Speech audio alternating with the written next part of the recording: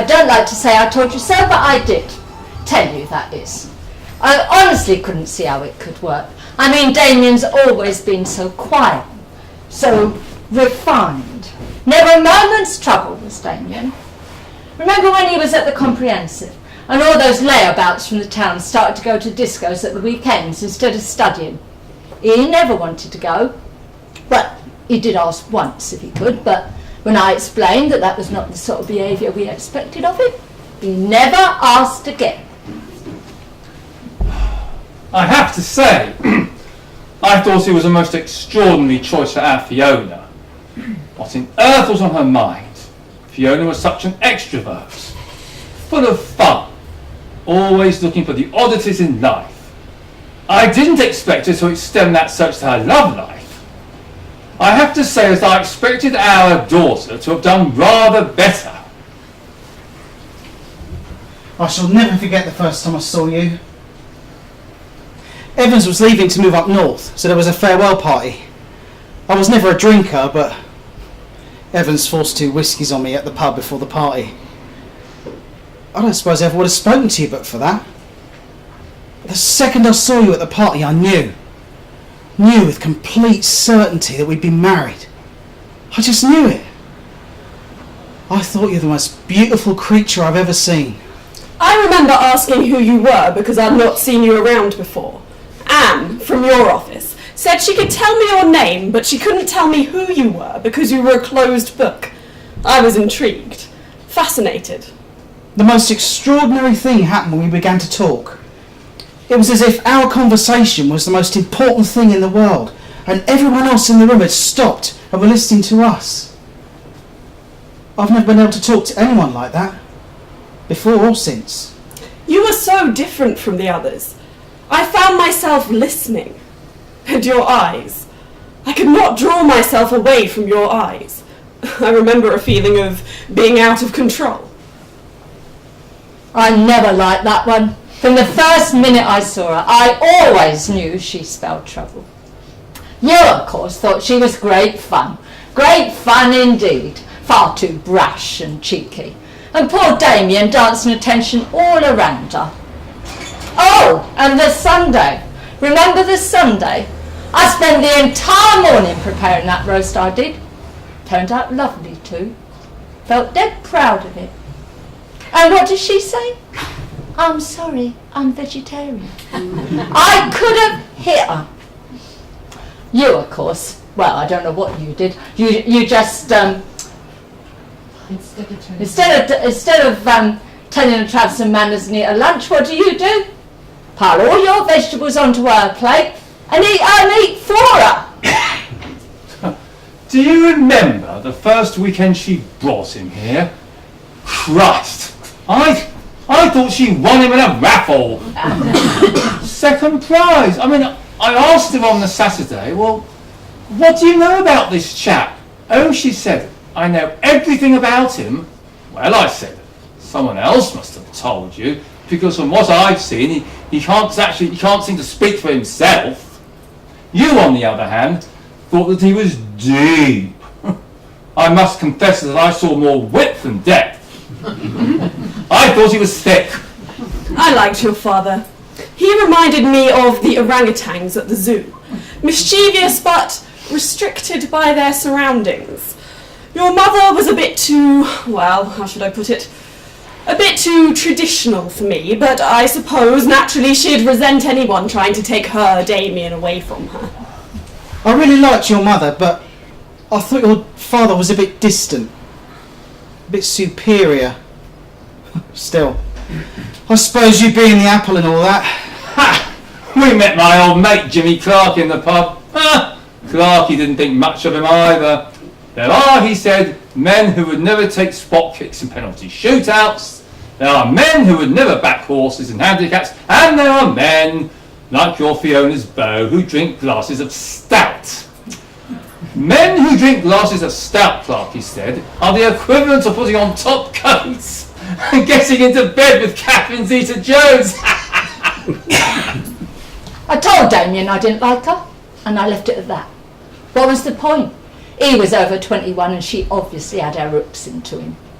That first year with you, it just flew. I fell more and more in love with you. I began to discover myself. I became a complete person. You fulfilled me. I just couldn't put my finger on what it was about you. But you were different. Much different from the others. More thoughtful, more caring, intent on looking after me. Always very attentive. I liked that. I grew to love it. And I suppose, in as far as I understood it, I grew to love you.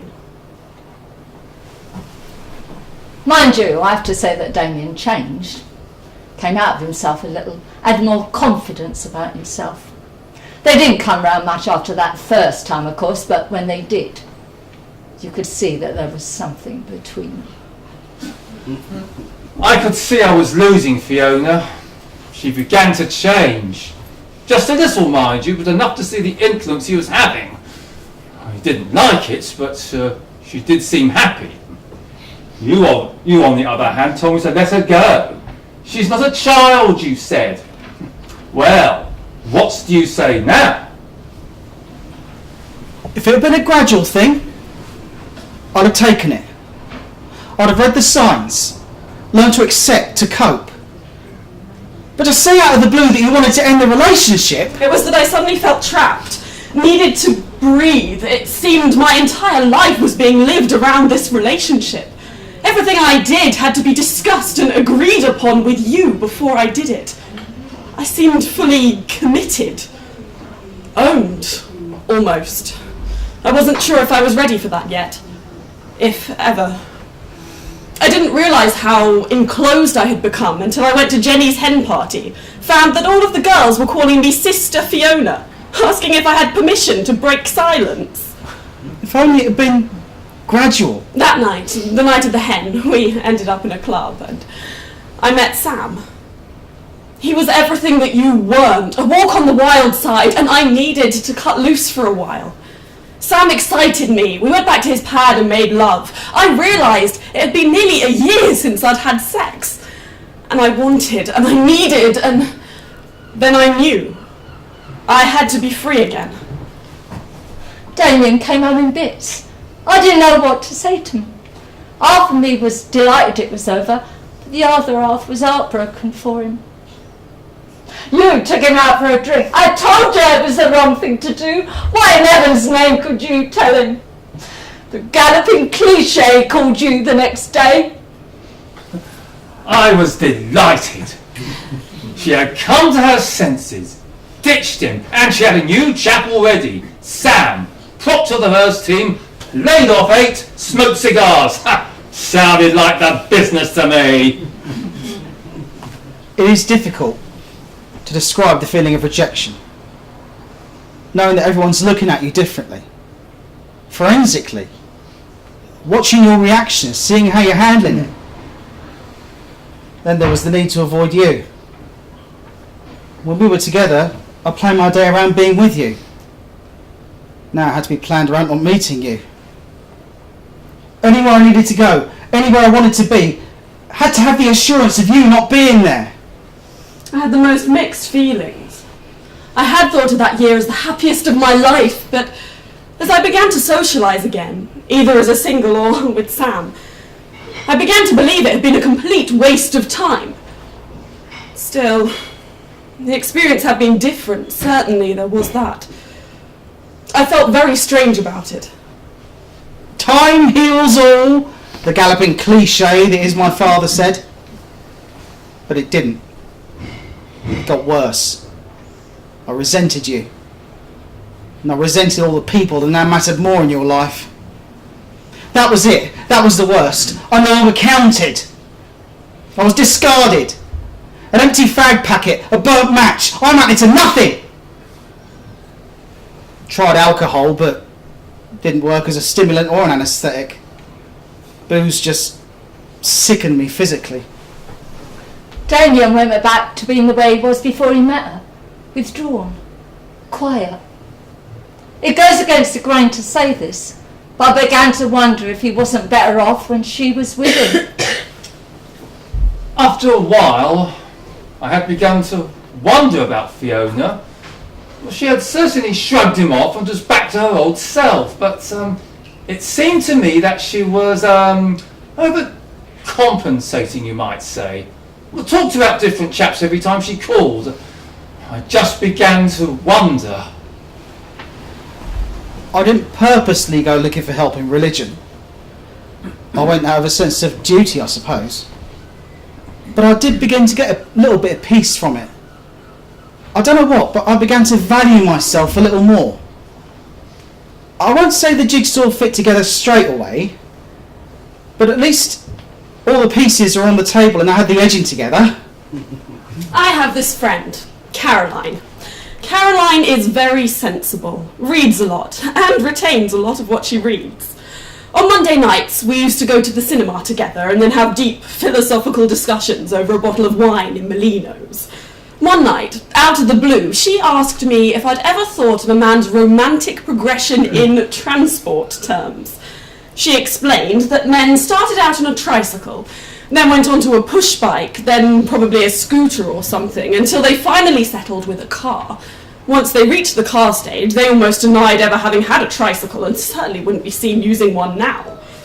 When I asked her what her point was, she said that the trick was to always have men see you as the car. She made me think. I felt I was making progress. I'd even begun to look after myself better. Felt well too. Then I met your friend Caroline at a product launch. She mentioned you, and as soon as I heard your name, I knew it was useless. I knew I still loved you. I asked her about you, and she said you'd gone very quiet. She made me think. I wonder, would I have gone to that party if I'd known you were going to be there? No, that's ridiculous. It was Anne and Colin's engagement party, and they both worked with you. You would have to have been there. I was hoping you'd be at Colin and Anne's engagement party. Not so that we could get together again, no. Only so that I could completely exorcise you from my life. Part of my rehabilitation. A step towards recovery. But as soon as I saw you... And when I asked you how you'd been? I said that I'd been lonely. Then you asked how I was. And you said you had been lonely too. And that was that. Caroline was horrified when I told her we were back together. Couldn't understand. And in a way, I found it hard to explain. Was it love? Was it really love? She kept asking me, and the truth was, I didn't know. All I knew was that with all the others, it wasn't love. Could never be. And the way I was with Damien was making me think that this must be what love is. So I went back. The following weekend, we went to tell our parents. When Damien said he was engaged to her, it felt like I'd suddenly got toothache where a tooth had been removed. It didn't seem possible. All my prayers gone to waste, fallen on deaf ears, and she'd still won. I tried talking to him, but it was clear he was completely obsessed. You, of course, were as helpful as ever, wishing him well and saying, "Que sera, sera." A right bloody Doris Day you were. I can't say I was displeased, I will say that, because Fiona had overreacted to her freedom.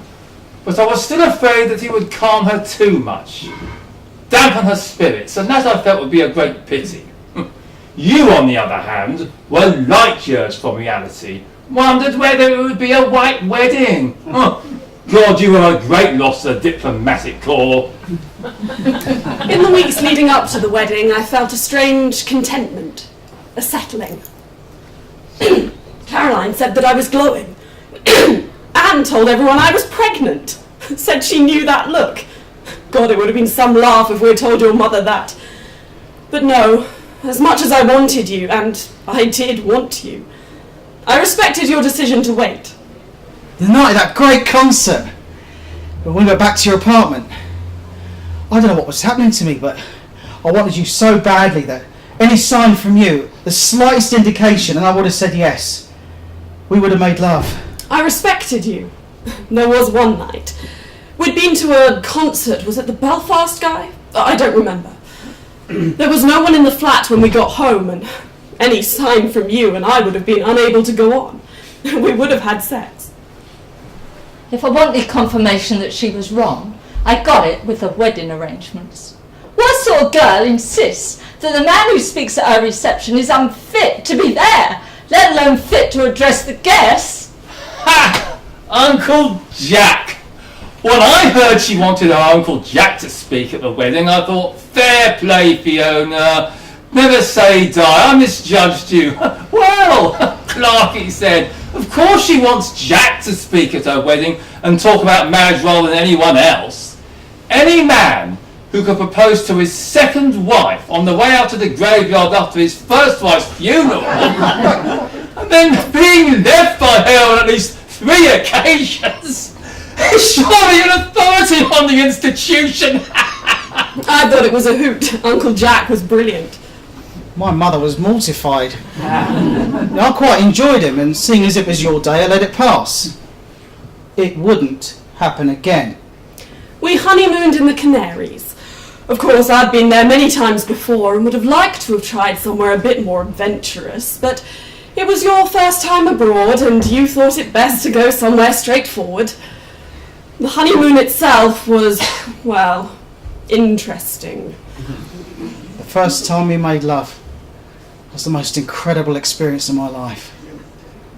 I never felt such happiness, and knowing that we had the whole of our lives ahead of us made the whole thing magical. Frankly, as a lover, you were disappointing. I suppose I made allowances for your inexperience, but you did seem to lack imagination. Of course, that's not what I told your mother when we got home. The bitch! When I think what she said to me. And I only asked a civil question. How did the honeymoon go, I said. Oh, magnificent, she said. I never knew I could have so much fun without laughing. Your Damien's an animal in bed. Must take after his father. You, of course, laughed and strutted around like a turkey cock for the rest of the day. Instead of putting her in her place, you let her put me in mine. Damien was hers now. That's what she was saying. After Fiona had returned, I could see she was unhappy, disappointed, disillusioned, but what could I do? You, of course, said that she was grand. He's settling her down nicely, you said. Do you know zookeeping is all people like you and his mother are fit for? We moved into the apartment and began to make plans for a house. Oh, it was idyllic. Everything I'd ever imagined married life would be. Could be. Having a home, coming home to you every evening, tea together, watching telly by the fire and making love. Bliss. I don't know whether it was because you weren't experienced or because I was, but it was hopeless. I felt abused by your sex, as if I only existed for your gratification. I knew I was the envy of all the guys at work. They teased me incessantly about you, asking me when I was going to let you out on your own. As if you wanted to do that. I didn't mind the teasing. Made me feel proud and grateful. I don't know whether you consciously set out to dominate me, but that's what happened. I became a surrogate mother. My entire life was being dictated by your wishes. You seemed to want to detach me from everything I had and knew before our marriage and attach me totally to you.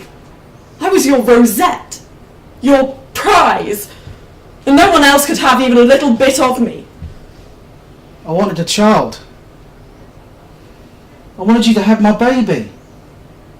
But I agreed that it was best to wait till we had a home of our own, so we took precautions. I never told my mother. She would have been horrified. I wanted to take precautions because of something my father said. I could see things were getting worse. Fiona, of course, said nothing. Spirited girl, always was. Had made her bed and was now prepared to lie in it. So I warned her that a baby was the final commitment in a marriage and that she should realise the responsibility is entailed. A baby, I told her, closed off the final escape. Poor Damien. How would he know? How could he know?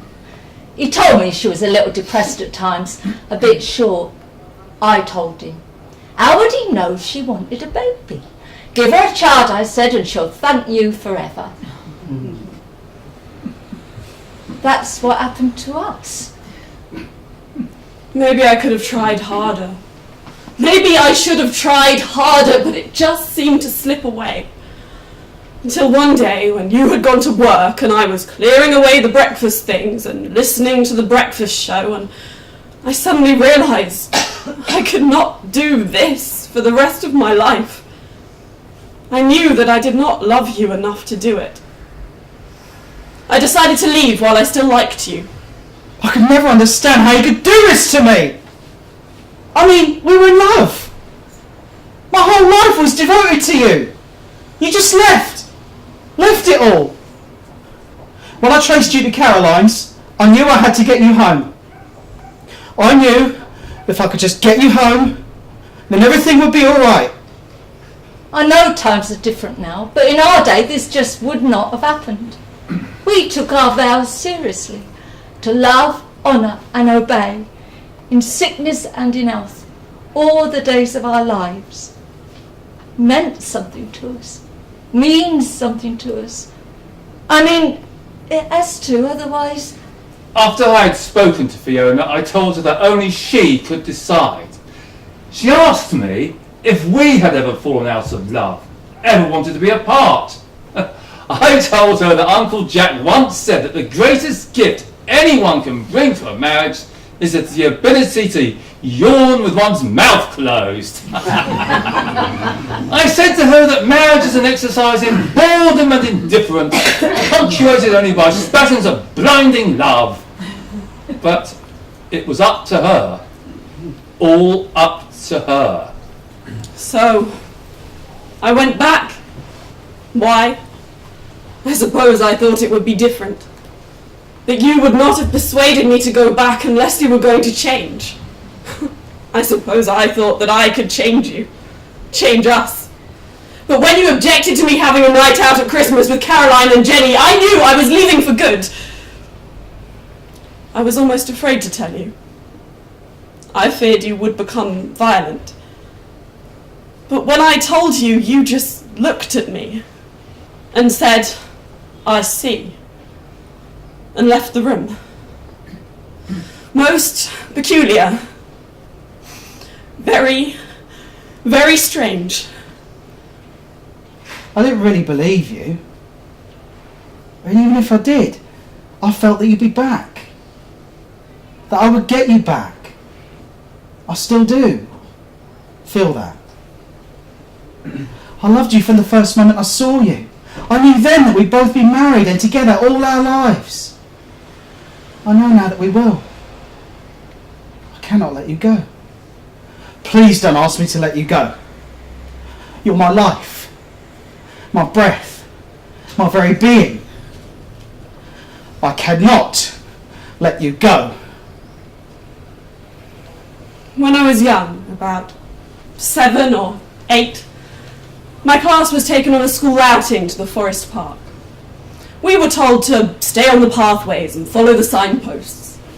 After a while, I became bored of following the mob and I wandered off the pathway and into the forest. I discovered a strange and beautiful new world where there were no pathways or signposts and where I could make my own path, where I could decide what direction to take. Well, after a time, a search party of teachers found me and I was disciplined for getting lost. I told them I didn't know I had been lost. Since that day, I've ignored the paths of others. I have made my own footprint.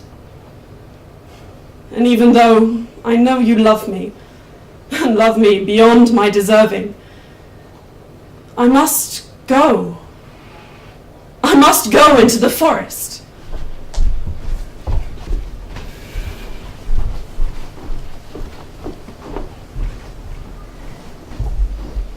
Isn't it all so desperately sad 2 young lives destroyed. There's no point in apportioning blame. It was to be. But one can't help wondering if she'd been disciplined properly, better reared, not spoiled. Oh, I don't know. But maybe it's too easy to blame the parents. But one can't help wondering. Looking back, he was totally unsuitable for her. But that was, to be fair, that was hardly his fault. The manner of his upbringing left a lot to be desired. Mollycoddles, protected, wrapped in cotton wool. I know child rearing is an inexact science, but there must surely be a right way and a wrong way.